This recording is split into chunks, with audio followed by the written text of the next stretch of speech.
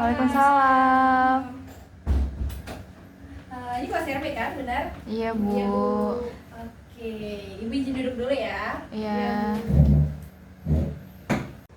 Oke, kan hari pertemuan kedua. Sebelum kita mulai materi hari ini, alangkah baiknya untuk ketua kelas dipimpin doa terlebih dahulu. Boleh ketua kelas dipimpin doa? Boleh, Bu. Baik, sebelum memulai pembelajaran hari ini, alangkah baiknya kita berdoa menurut agama dan kepercayaan masing-masing. Berdoa dimulai.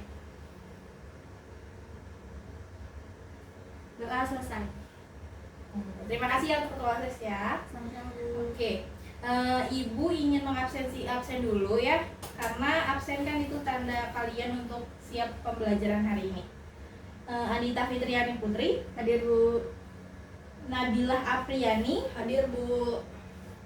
Nabila Zahra Aulia, Hadir, Bu. Dian Rahayu. Hadir, Bu. Oke. Untuk absen hadir semua ya. Berarti kalian udah siap pembelajaran hari ini. Oke, hari ini kita akan membahas lembaga keuangan sesuai pertemuan pertama ya. Ibu bilang kalau kita materi selanjutnya ini adalah lembaga keuangan. Nah, tapi sebelum kita lebih lanjut nih mengetahui lembaga keuangan, Ibu mau kasih tahu nih kalau tujuan pembelajaran kita untuk mempelajari ini tuh. Bentar ya, Ibu. Tujuan kita itu agar kalian ini bisa mengidentifikasi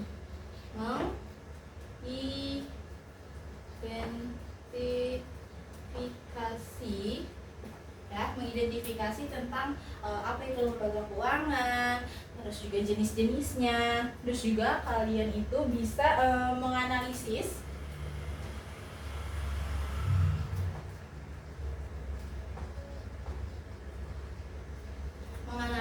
fungsi-fungsi dari lembaga keuangan, serta kalian juga memahami peran bank yaitu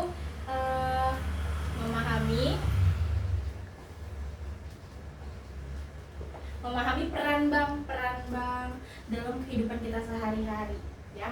Jadi sebenarnya lembaga materi kali ini itu tuh benar-benar sangat terkait banget dengan relate lah bahasa zamannya sekarang itu dengan kehidupan kita.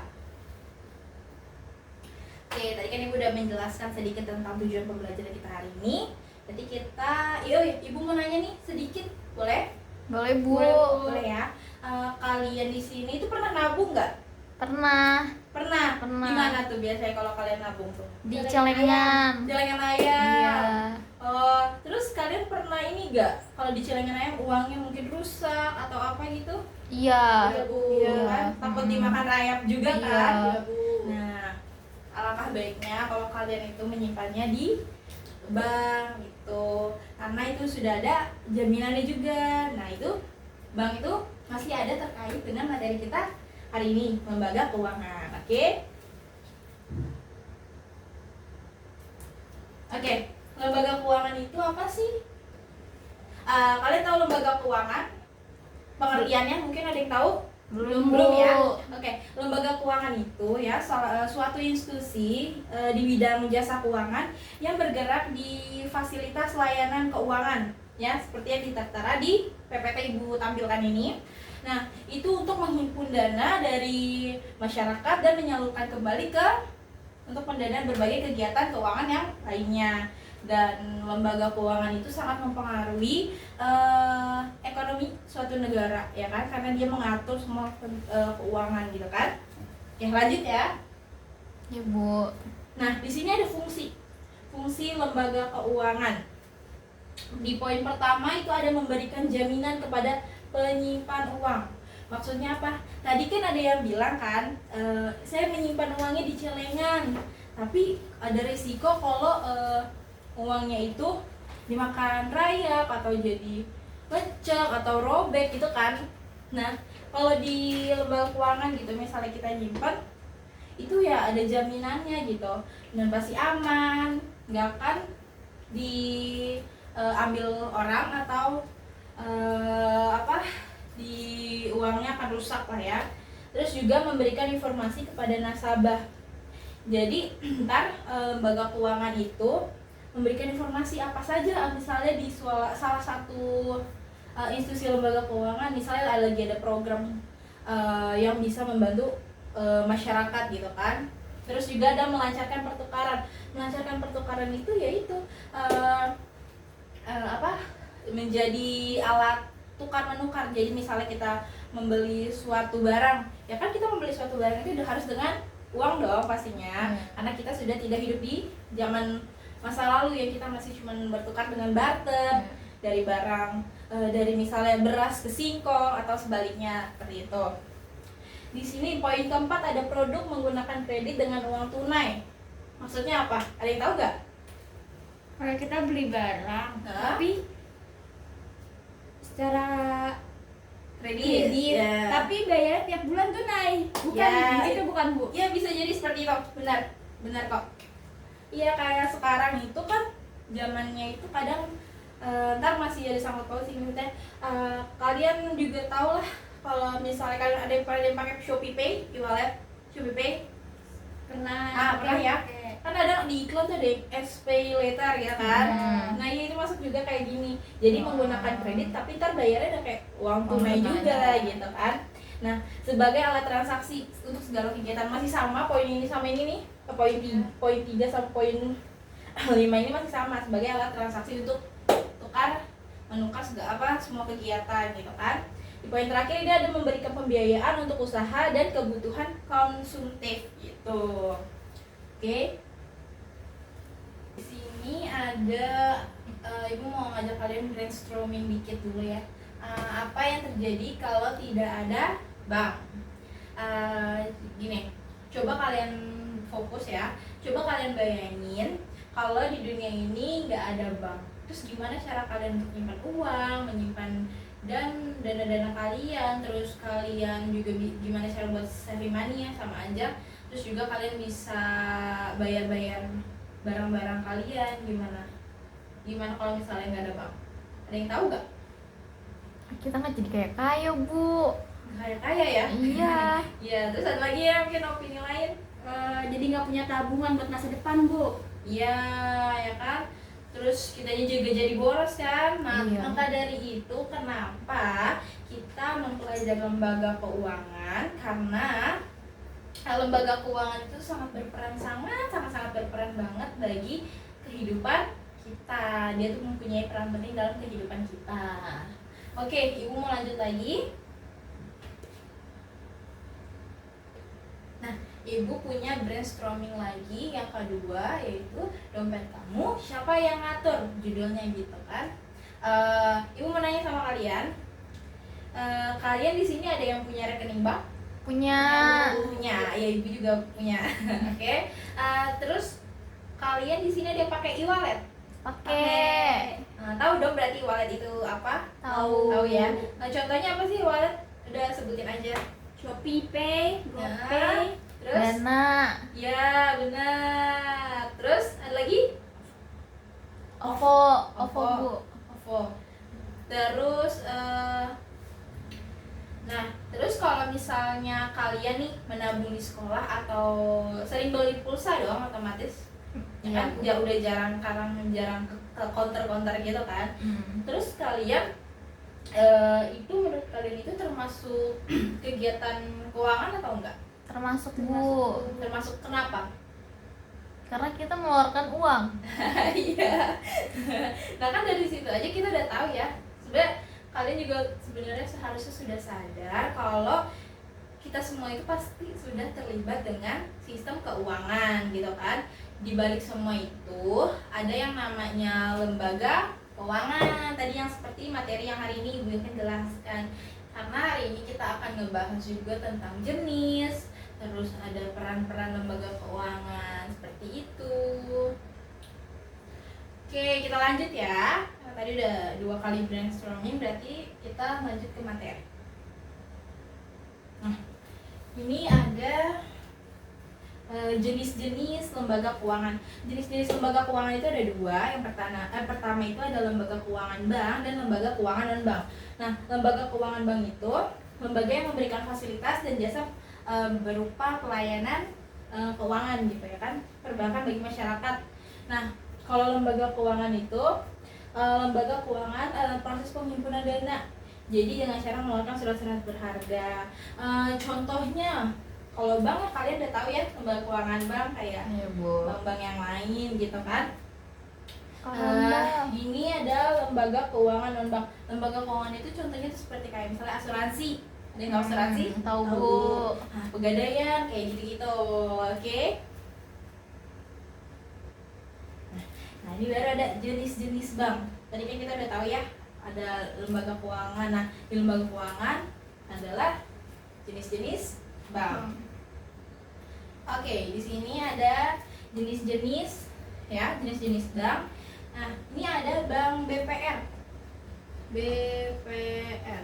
BPR itu kayak misalnya kayak kredit-kredit rumah gitu kan. BPR itu dia itu bank yang melayani keuangan di sektor-sektor kecil kayak daerah-daerah tertentu gitu. Jadi dia ini buat di wilayah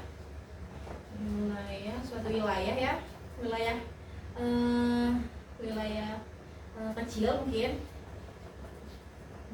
kecil. Jadi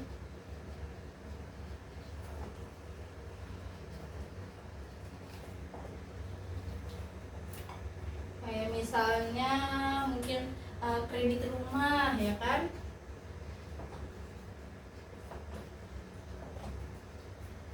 Biasanya kayaknya sekarang masih KPR ya disebutnya ya. Kalian boleh catat sambil catat ya. Baik Bu. Ibu tulis apa yang diterangkan. Nah, di sini juga ada bank umum. Bank umum itu dia secara luas. Jadi mungkin di suatu gede gitu. Ada yang tahu bank swasta? Bank swasta kayak Ya, Bank BCA, BCA. Mandiri gitu. Itu namanya termasuk ada BCA. Terus ada apa? Mandiri ya. Ada Mandiri. Terus ada apa? ada Sibank Bu. Sibank Sibank masuk itu nggak Bu? enggak. Enggak. Iya, si Bank nggak masuk. Ini BRI. BRI. Terus ada apa lagi? Permata. Ya. Oke ya, dan sebagainya. Lanjut lagi, yang ketiga ada bank Sentral. Bank sentral itu ya tentunya Bank Indonesia ya kan. Nah, tapi kalau di Bank Indonesia itu ya, bank sentral, bank umum, ini bank sentral. Nah, kalau di bank sentral itu yaitu dia yang mengatur keuangan di suatu negara gitu. Kalau di Indonesia berarti kan ada Bank Indonesia. Indonesia. Tapi bedanya itu kalau BPR kita kan sebagai masyarakat masih bisa buka rekening ya kan. Terus juga di bank umum kita masih bisa buka rekening dari bank-bank swasta ini kan, maupun bank swasta atau bank negeri. Nah, tapi kalau untuk bank sentral itu kita nggak bisa buka rekening. Jadi memang itu cuman khusus keuangan negara saja gitu. Oke, sekarang ada peran lembaga keuangan dalam perekonomian. Bentar ya, ibu hapus dulu. Kalian sambil catat ya. Bu.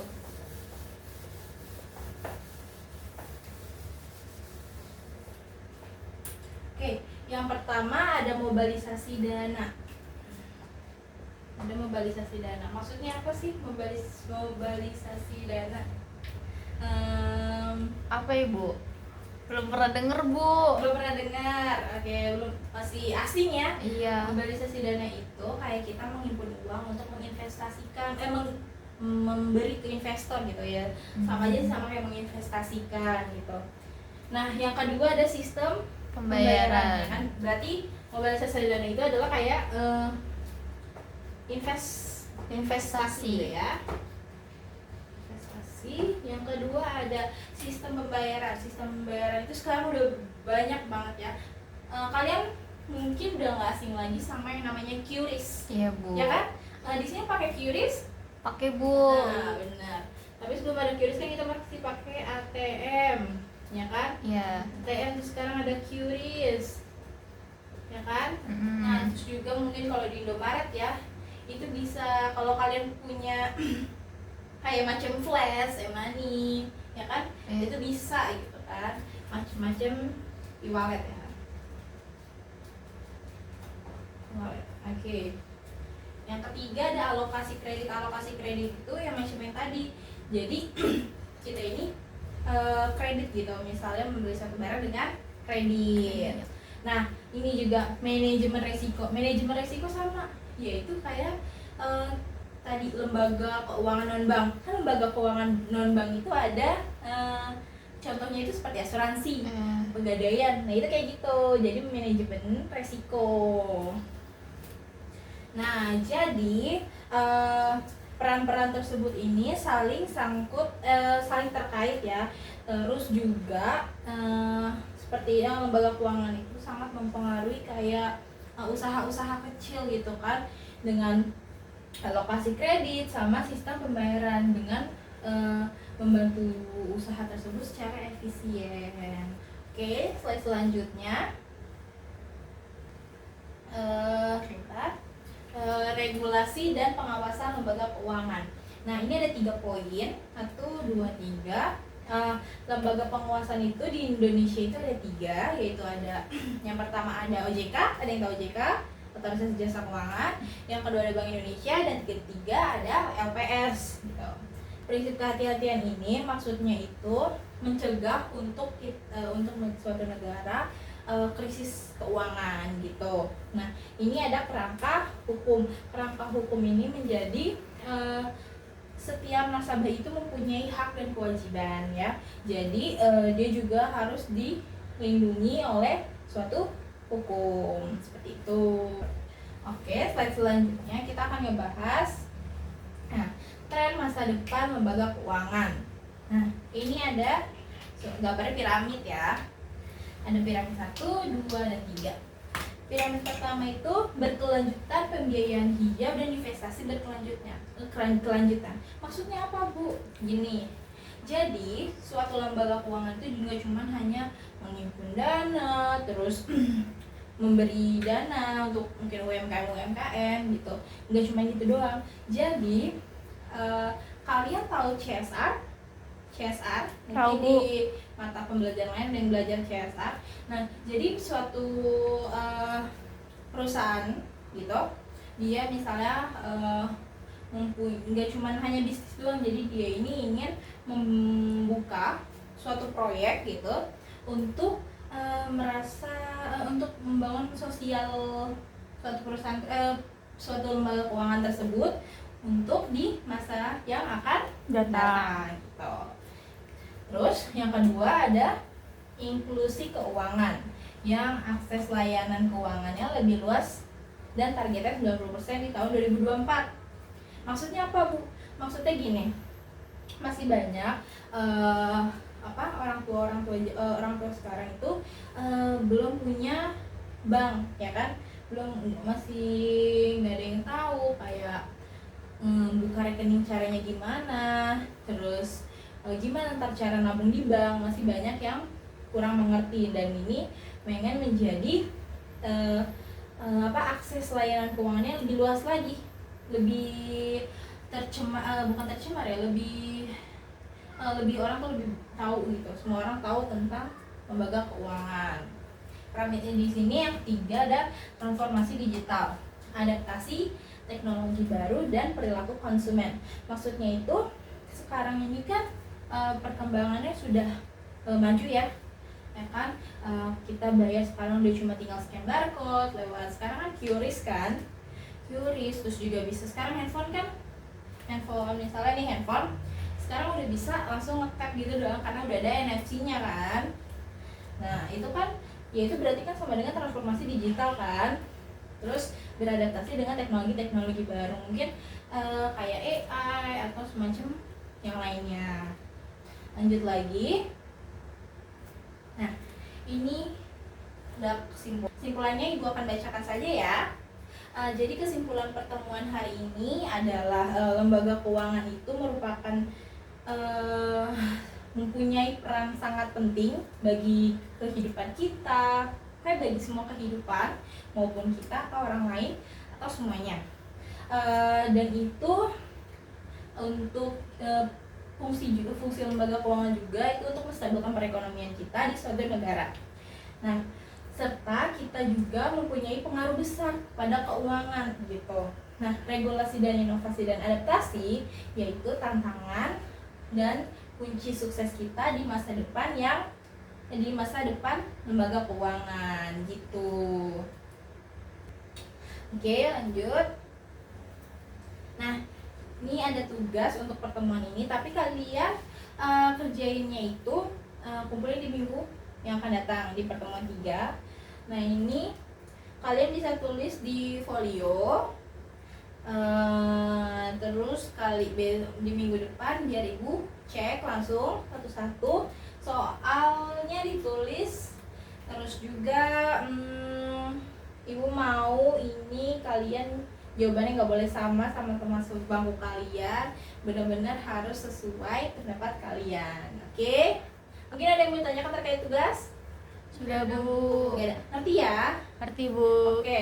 Terus kalau terkait materi yang ibu ajarkan hari ini mungkin ada yang mau tanya? Nggak ada? Cukup? Oke. Mungkin kalau ada yang malu bertanya ya siswa-siswi ibu, boleh chat di grup atau di WA aja ya. Oke. Oke, udah thank you aja ya. Sebenarnya masih banyak sih materi yang ingin ibu sampaikan, karena mengingat waktu juga nggak bisa ya. Sebelum kita mengakhiri pertemuan hari ini, ibu mau ketua kelasnya untuk pimpin doa. Ya, untuk mengakhiri pertemuan hari ini kita sama-sama baca Alhamdulillahirrabbilalamin. Alhamdulillahirrabbilalamin. Ya, terima kasih ya untuk kalian yang sudah datang di pertemuan ibu hari ini. Mohon maaf jika ada salah-salah kata. Wassalamualaikum warahmatullahi wabarakatuh. Sampai jumpa di pertemuan selanjutnya. Jangan lupa bawa tugas ya. Iya, Bu.